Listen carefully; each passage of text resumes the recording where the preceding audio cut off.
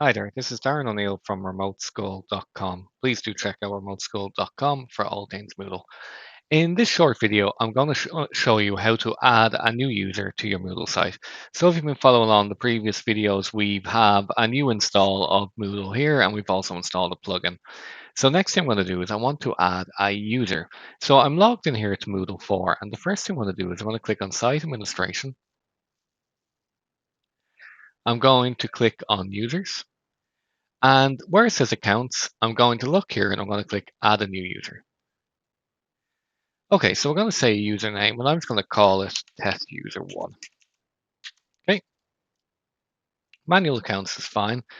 And it's going to ask me to add a password. So I'm going to add, I'm going to type in password 123 star, and obviously make sure to use a secure password if you're doing this for a real user.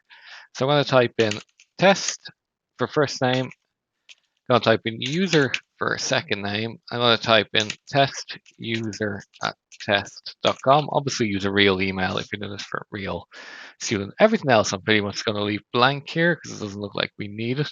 I'm going to click create user. Okay, so we can see now we now have our test user. So what I'm going to do is I'm going to, let's see if I can open a new private window here. I'll go to my local host. I'm going to click login.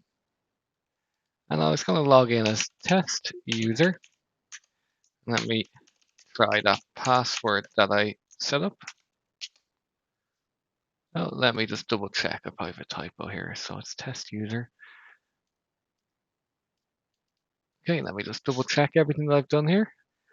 So we can see we have test user.